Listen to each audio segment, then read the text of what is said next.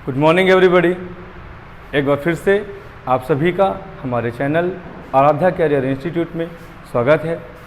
मैं उन स्टूडेंट्स से कहना चाहता हूं जिन लोगों ने अभी तक हमारे चैनल को सब्सक्राइब नहीं किया है, वो लोग हमारे चैनल आराध्या कैरियर इंस्टीट्यूट को सब्सक्राइब कर दें और लेटेस्ट वीडियोस को प्राप्त करने के लिए बेल आइकन को प्रेस कर दें।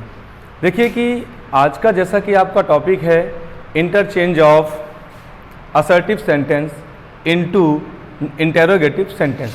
आज का जो आपका टॉपिक है ये बहुत ही मज़ेदार होने वाला है, क्योंकि इसमें आपको ये पढ़ने को मिलेगा कि एक असर्टिव जो सेंटेंस आपका गिवन होता है, उस असर्टिव सेंटेंस को आपको इंटेरोगेटिव सेंटेंस में कैसे चेंज करना है।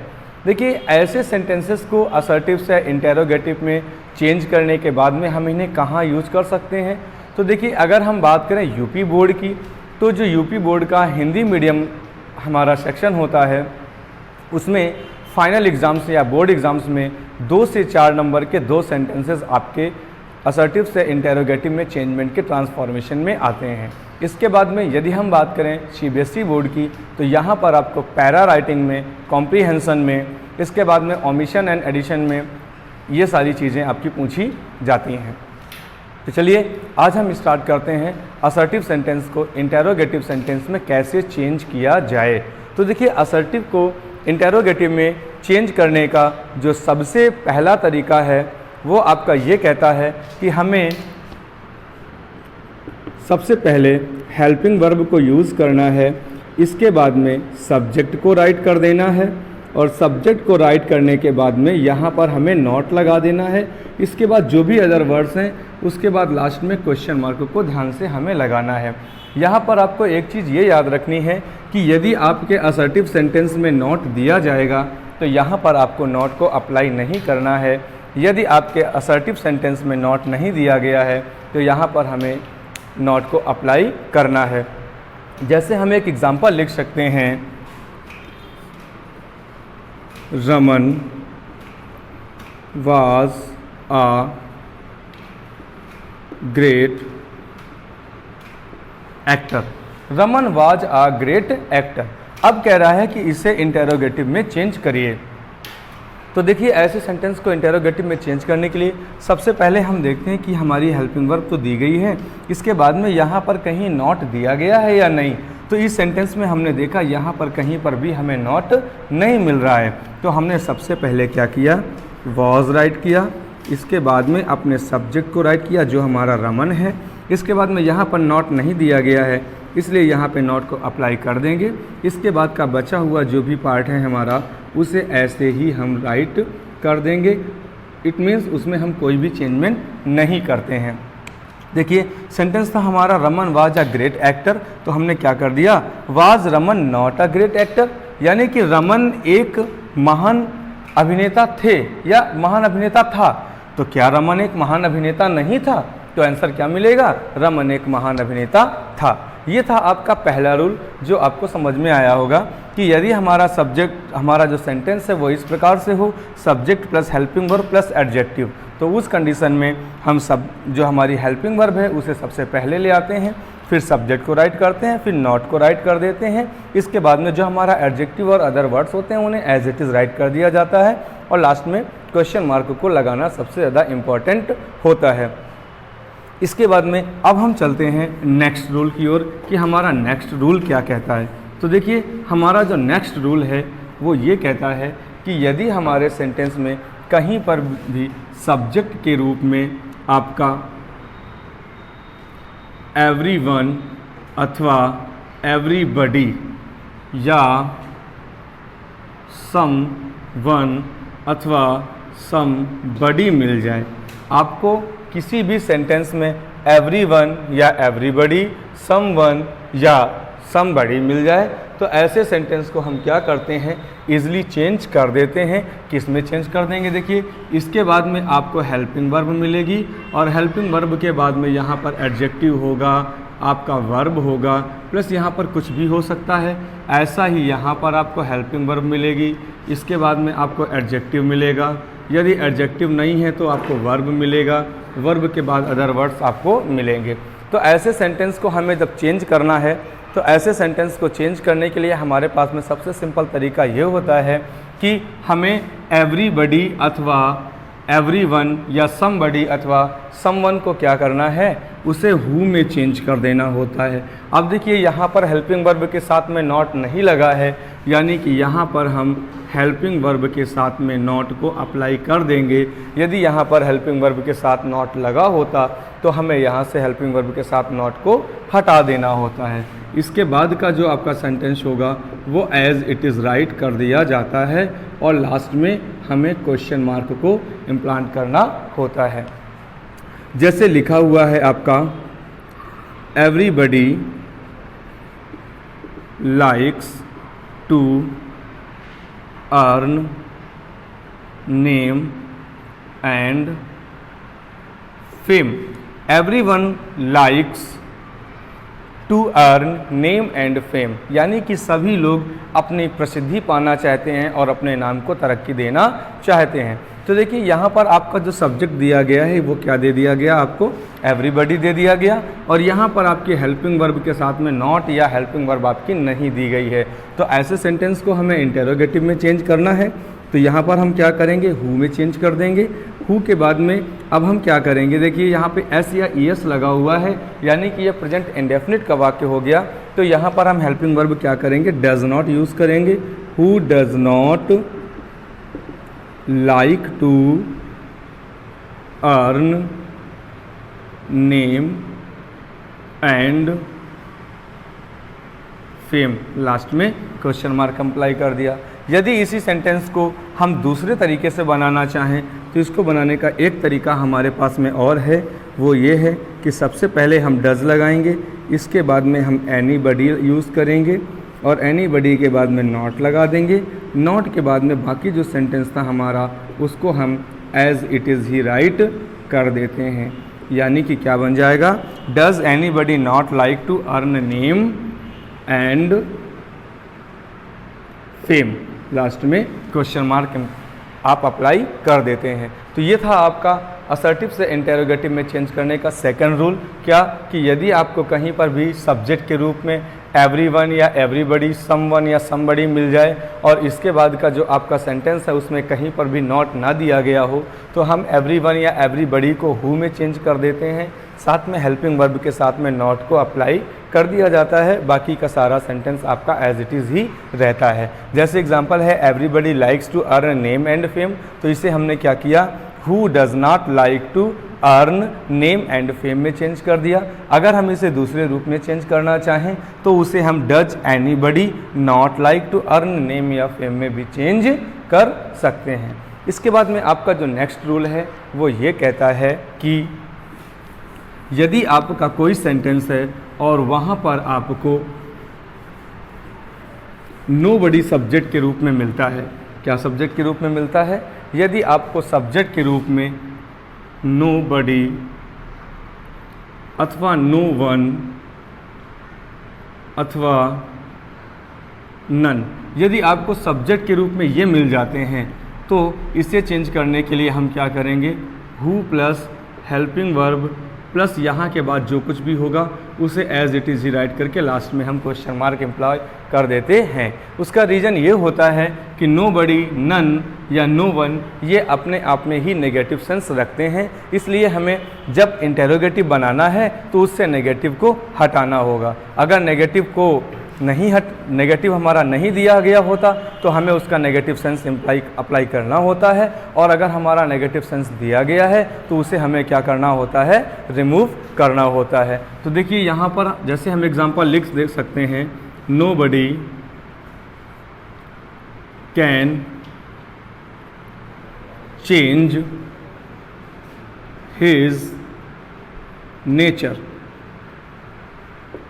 ये दिया गया कि nobody can change his nature. तो अब हमें क्या करना है, देखिए यहाँ पर हमें सब्जेक्ट के रूप में नोबडी मिल गया है, तो इसे चेंज करने के लिए हम क्या करेंगे, सबसे पहले हमने हु को लगा दिया, और हु को लगाने के बाद में यहाँ पर नेगेटिव सेंस दिया गया है, इसलिए हम हेल्पिंग वर्ब को as it is can change his nature और लास्ट में क्वेश्चन मार्क लगा देंगे और इस प्रकार से आपका इंटेरोगेटिव सेंटेंस बन करके तैयार हो जाता है। इसका एक एग्जांपल हम और लिख सकते हैं, जैसे लिखा हुआ है no one knows Mahatma Gandhi. No one knows lord Hari. No one knows lord Hari, ये आपका दिया हुआ है। तो देखिए यहाँ पर क्या दे दिया गया, नो वन, ये भी आपका एक सब्जेक्ट दिया गया है, तो हमें इसको रिमूव करना है और इसकी प्लेस पर क्या कर देना है, हमें सिंपली हु को लगा देना है और हु के बाद में यहाँ पर आपको एज इट इज़ ही राइट कर देना है। तो हु नोज लॉर्ड हरी और लास्ट में हमें क्वेश्चन मार्क लगा देना है। इस प्रकार से हमारा इंटेरोगेटिव सेंटेंस बन करके तैयार हो जाता है। चलिए आप लोग जल्दी से इसे नोट कर लीजिए, इसके बाद में फिर से हम नेक्स्ट रूल की ओर चलते हैं। अब देखिए आपका जो नेक्स्ट रूल है वो क्या कहता है।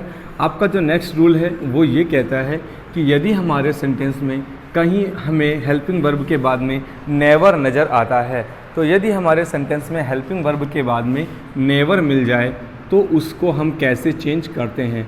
तो देखिए ऐसे सेंटेंस को चेंज करने के हमारे पास में दो तरीके होते हैं। एक तरीका होता है कि हम सबसे पहले हेल्पिंग वर्ब लिखते हैं, फिर सब्जेक्ट लिख देते हैं, उसके बाद में हम उसे एवर में चेंज कर देते हैं। अगर यहीं पर हम दूसरे तरीके की बात करें तो वहाँ पर हम क्या करते हैं, व्हेन यूज़ करते हैं प्लस हम हेल्पिंग वर्ब को यूज़ करते हैं, इसके बाद में सब्जेक्ट और इसके बाद में बाकी बची हुई चीज़ों को यूज़ करते हैं और लास्ट में क्वेश्चन मार्क अप्लाई किया जाता है। देखिए अगर आपका कोई भी सेंटेंस होगा जो हेल्पिंग वर्ब जिसमें होगी और नेवर दिया गया होगा तो उसे हमें इंटेरोगेटिव में चेंज करना है, तो उसे चेंज करने के यहाँ पर हमारे पास में दो तरीके होते हैं। सबसे जो हमारा पहला तरीका है वो हमारा पहला तरीका कहता है कि हम हेल्पिंग वर्ब को लगाएंगे, हेल्पिंग वर्ब के बाद में सब्जेक्ट को यूज़ करेंगे और सब्जेक्ट के बाद में एवर लगा देंगे और लास्ट में बाकी जितना बचा हुआ सेंटेंस है उसको ऐसा ही लिख करके लास्ट में क्वेश्चन मार्क लगा देते हैं। जो हमारा दूसरा तरीका है वो दूसरा तरीका ये कहता है कि हम उसे व्हेन में चेंज करेंगे, व्हेन के बाद में हेल्पिंग वर्ब आएगी और हेल्पिंग वर्ब के बाद में सब्जेक्ट यूज़ करेंगे और सब्जेक्ट यूज़ करने के बाद में बाकी का बचा हुआ सेंटेंस जैसा भी होगा उसे हम एज इट इज़ वैसा ही राइट कर देते हैं। देखिए एक एग्जांपल जैसे लिखा हुआ है, they will never invite me in their function. लिखा हुआ है they will never invite me in their function. तो देखिए यहाँ पर आपको विल के बाद नेवर मिल गया, तो अब ऐसे सेंटेंस को हमें इंटेरोगेटिव में चेंज करना है। तो ऐसे सेंटेंस को इंटेरोगेटिव में चेंज करने के लिए हमने आपको दो तरीके बताए हुए हैं। पहला हेल्पिंग वर्ब से स्टार्ट होता है, दूसरा व्हेन से स्टार्ट होता है। दोनों को कैसे चेंज करना है, देखिए इसमें हेल्पिंग वर्ब हमारी विल दी गई है तो हमने सबसे पहले विल राइट किया, इसके बाद में दे, फिर हमें क्या करना है, नेवर को एवर में चेंज कर देना है। बाकी का जो आपका सेंटेंस होगा उसे एट इज इट ही राइट कर देना है। तो आपका जो सेंटेंस था वो क्या बन गया, वो आपका सेंटेंस बन गया will they ever invite me in their function. यानी कि सेंटेंस आपका था they will never invite me in their function, तो इसका क्या बन गया, will they ever invite me in their function. यदि इसी सेंटेंस को हम दूसरे तरीके से बनाना चाहें तो इसी सेंटेंस को दूसरे तरीके से बनाने का जो हमारा तरीका है वो ये कहता है कि सबसे पहले हमें क्या यूज़ करना है, व्हेन यूज़ करना है। इसके बाद में हमारी हेल्पिंग वर्ब विल हो गई, व्हेन विल दे। अब इस सेंटेंस में हमें क्या करना है, एवर को भी रिमूव कर देना है। When will they invite me in their function. अब देखिए ये जो आपका दूसरा तरीका था इस सेंटेंस को बनाने का वो ये है कि when will they invite me in their function. उम्मीद करता हूँ कि ये रूल आपको समझ में आया होगा। इसका आप एक एग्जांपल और भी देख सकते हैं, जैसे लिखा हुआ है आपका एक example,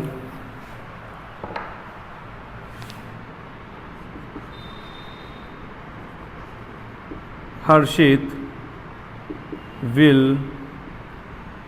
never help my brother, यानी कि Harshit will never help my brother, Harshit कभी भी मेरे भाई की मदद नहीं करेगा। तो यहाँ पर देखिए आपको फिर से नेवर मिल गया। तो ऐसे सेंटेंस को चेंज करना है तो हम क्या करेंगे, बहुत इजी। सबसे पहला तरीका, हम हेल्पिंग वर्ब को पहले लेते हैं, तो यानी कि हमें विल को सबसे पहले लेना है, फिर हमारा जो सब्जेक्ट दिया गया है वो हर्षित है, इसके बाद इस जो नेवर है इस नेवर को हमें एवर में चेंज कर देना है। Will Harshit ever help my brother, ये इस प्रकार से आपका इंटेरोगेटिव सेंटेंस बन करके तैयार हो जाएगा। यदि हमें इसको दूसरे तरीके से बनाना है तो दूसरे तरीके से बनाने के लिए हम क्या करेंगे, व्हेन यूज़ करेंगे, इसके बाद में हेल्पिंग वर्ब विल को यूज़ करेंगे, फिर हम सब्जेक्ट को एज इट इज़ राइट कर देंगे हर्षित। अब एवर यहाँ से रिमूव हो जाएगा तो क्या बचेगा, हेल्प माई ब्रदर। तो देखिए आपका जो दूसरा तरीका था उस प्रकार से आपका सेंटेंस ऐसे बन करके आपको मिल रहा है कि when will Harshit help my brother. Sentence assertive में क्या था, Harshit will never help my brother, तो इसका इंटेरोगेटिव क्या बन गया, when will Harshit help my brother. उम्मीद करते हैं आप लोगों को समझ में आ गया होगा।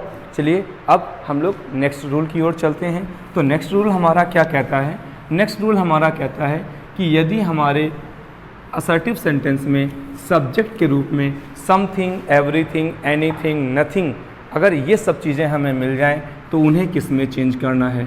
तो देखिए सम दिया गया है, आपका एवरी दिया गया है, या एनी दिया गया है, या नो दिया गया है, इसके बाद में यहाँ पर आपका क्या जोड़ दिया गया है, समथिंग दिया गया है। तो ऐसे सेंटेंस को चेंज करने के लिए हमें इन चीज़ों को हटाना होता है और इनकी प्लेस पर हमें क्या यूज़ करना होता है, व्हाट को यूज़ करना होता है। चलिए देखते हैं एक example.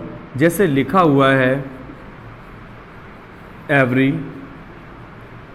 Thing is costly in this shop, यानी कि इस दुकान में जितना भी जो कुछ है वो सब कुछ बहुत महंगा है।